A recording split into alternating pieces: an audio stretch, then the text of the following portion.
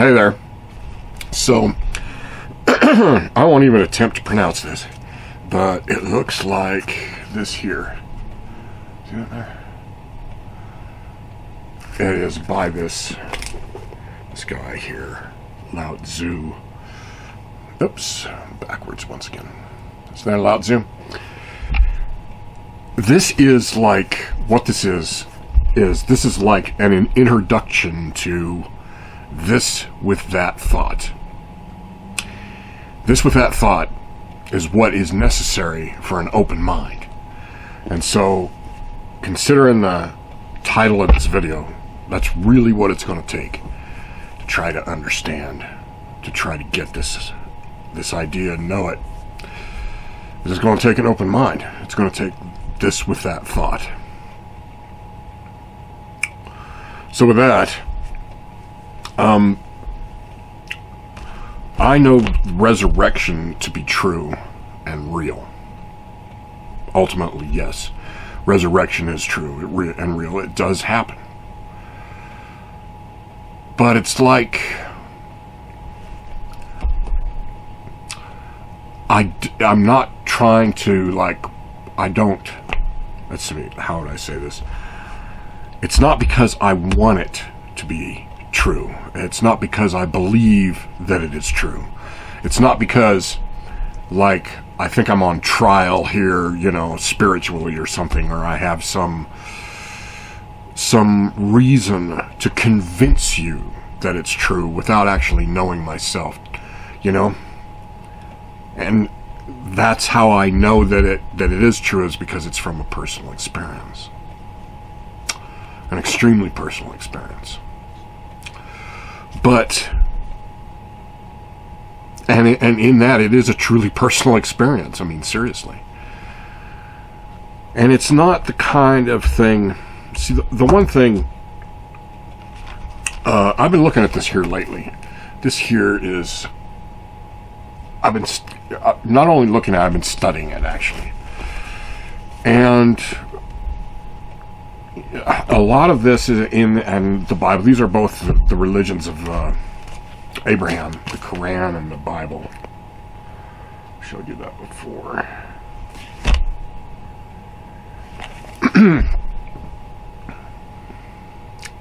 They both have the concept of resurrection in them.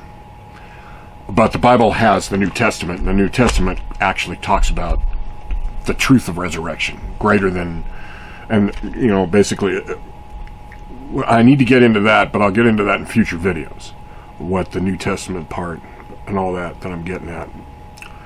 But, yes, resurrection is real, it does happen, and it's a divine thing.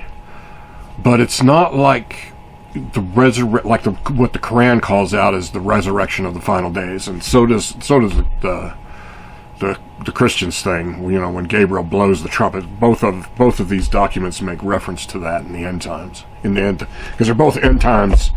They're both based on some kind of end times prophecy, some kind of end times thing, and they talk about the day of resurrection, the day of rising from the dead as who you are now. See?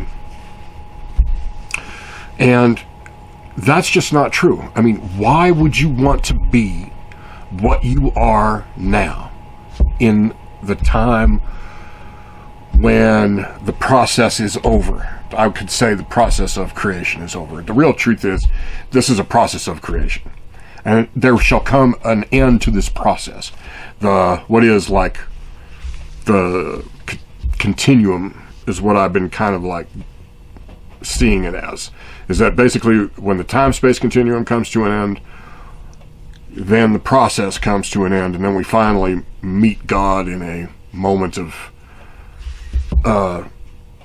where He releases His will over ours and then lives among us as someone other than God. And then we actually live in a society of divinity. We all become divine beings, equal to God in His state of divinity that He then lives among as someone else, and as someone other than God. Now that is what is the conclusion of the process, but we have got a long way to go before we get to that level. And that's what this is. These compartmentalized experiences in life are processes of creation of your individuality. That's why it's a compartmentalized experience, because it is then a unique one. And that is the craft of that, through your emotions as you experience your consciousness in that isolation, that state of isolation. That is the real relationship you have with God, is that this is a craft of creation of your unique individuality, your experience in three-dimensional consciousness. That is ultimately the truth here. That's what this is. It is not a struggle between the forces of good and evil. And as such, the idea of this from that, in the logic of this from that, is represented in these religions. Is how they are, it is still the documents of the pagan ignorance, trying to tell you what enlightenment is like. And that's where it is then a divine irony. But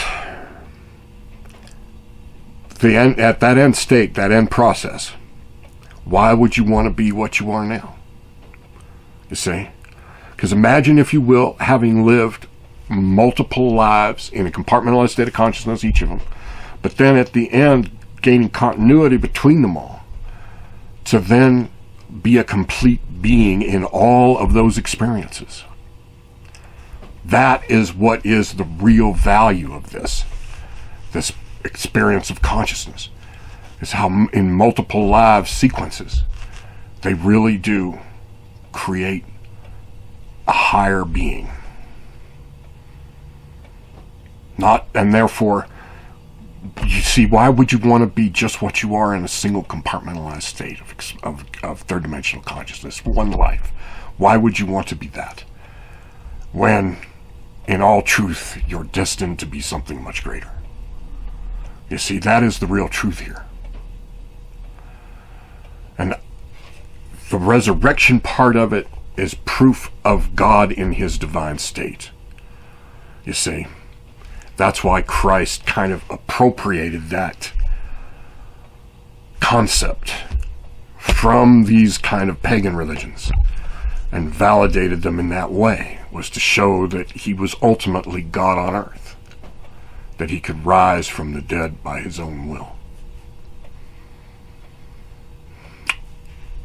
Ultimately, the divine expression. And that's what we shall all become, equal in that state of divinity, to where we can do what he did eventually. That's what he means when he says, not only is there structure here that I can stand upon it, but it is a matter of will that I do so, because the universe responds to my divine will. And that's what he clearly says to Peter, as the Bible so records. And in that is proof that he is a divine being, that this is God on earth. But the apostles couldn't know that it was, because then they would have risked losing their individuality, which is why it is recorded that they cast their nets in the same way that they did before they met him, because that's when Christ came upon them, was when they were casting their nets in the ritualistic way that people of pagan times did. And they cast their nets in that way after he had left, proving that here he was, God on earth, and they totally missed it, because they didn't change their belief systems a bit. In the end, they denied Christ 3 times as the cock crowed, apparently, however that went. That's what they're all guilty of, every one of them. Because they couldn't understand that it was God. They absolutely could not. That's why God used the Jewish culture, a culture that demanded that their God remain in the abstract, so that it couldn't be ultimately appropriated by the Romans, kind of a way to beat them at their own game, so to speak. But anyway, what it did is it gave God the perfect society to then live among as a person, with all his powers intact, because this is a divine being and all, and still be unable to stop himself from being himself. and in that really impact history. And so when Christ becomes God on earth in the truth that he is, that he really is, this had to have been. And that's what he calls me to really try to tell you.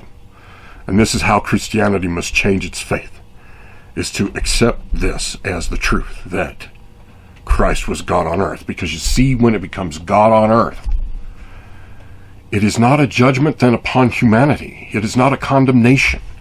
These documents prescribe God as really being rather angry and ready to destroy the world in a nanosecond. I mean, they all base themselves on the Noah's Ark thing. God in his wrath. Well, that's not how God is ultimately. It truly isn't. But one interesting thing I did find in the Quran, though, was how it says here, oh, geez, I can't pronounce this. The interpretation of it is the cave. So it's here, I think this is, well, here. It's right here. See where it says, oops. It's the cave right there. And it's this paragraph 111 down here. And it says, and say, praise be to Allah who has not begotten a son, nor has he a partner in sovereignty, nor has he an ally of weakness, and glorify him constantly. Okay, now, not unlike what is the reality of the religions of Abraham. They kind of stumble around in the darkness of pagan ignorance, and suddenly they trip over a divine truth. What the Quran says right there is that what actually fits that perfectly is when Christ becomes God on earth. It says it in another place in there too. There's like 2 references to God not having a son, not having offspring, not having a co-regnant, or whatever you want to call it, not having a partner, not being a duality of any kind, the father and son thing. And that is ultimately true. Christ was God on earth, and that's what fits that.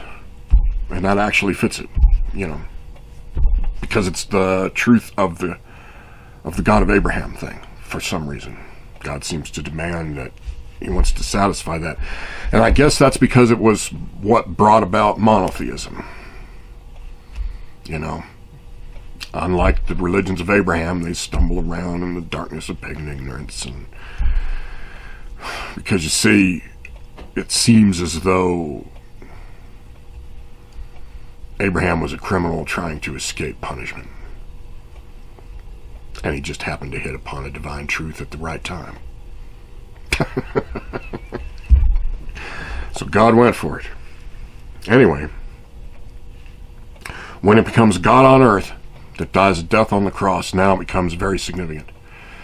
Because you see, to really understand that God is not wrathful, ready to destroy the world, ready to punish you in a lake of fire because of a belief, that is not who God is.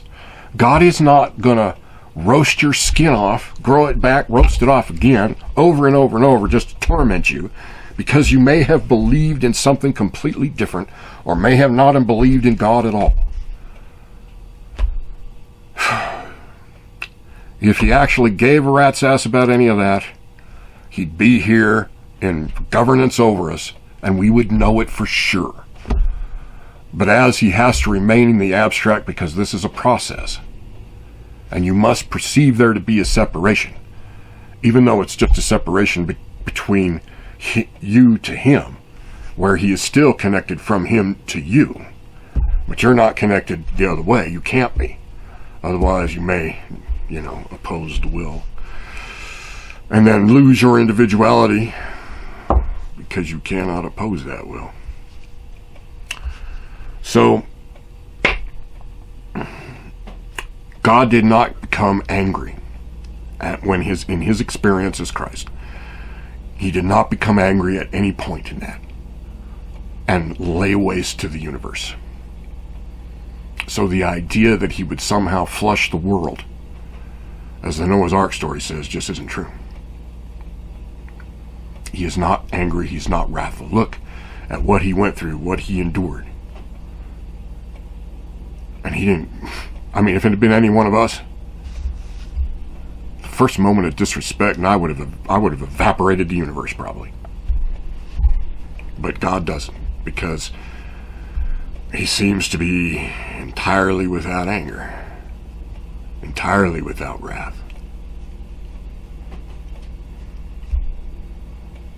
So now you have a guarantee that he will not destroy you because of the identity he had as Christ.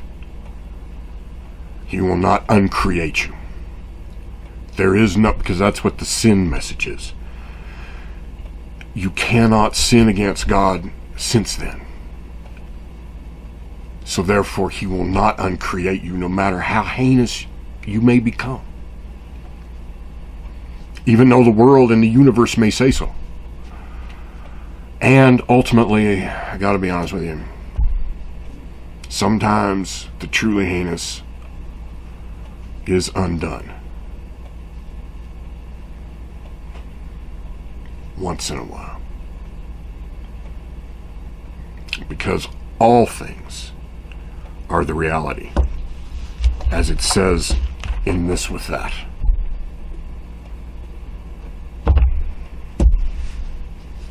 There's no this from that without delusion. So, this I do know to be true, and I do know resurrection to be real, because there is a God, and he did walk this earth in the identity of Christ. And resurrection is not only a reality, but so is reincarnation. Big frickin' surprise. Look, you all know that to be true anyway. You really do. In your heart of hearts, those of you who have been around more than once will know that resurrection is more true than it couldn't be. Now, if you're someone like Donald Trump, maybe. That guy's obvious. He's about as deep as a single life could possibly be. Seriously. That's a single life right there. But a lot of other people, we have multiple experiences on this earth. And because of that, I know who I was in antiquity. And I knew God. I knew who God was then. And and I know who he is now. Today. And he is among the least of these. Indeed he is. So, see, he hasn't destroyed the earth. He hasn't become wrathful.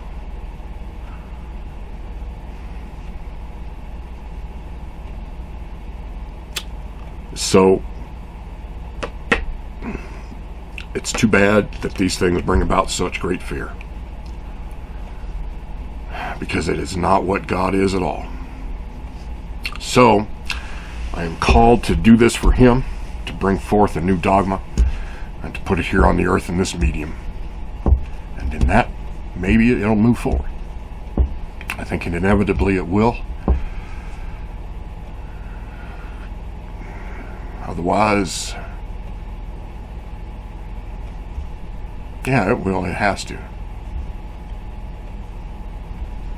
Anyway, see you next time.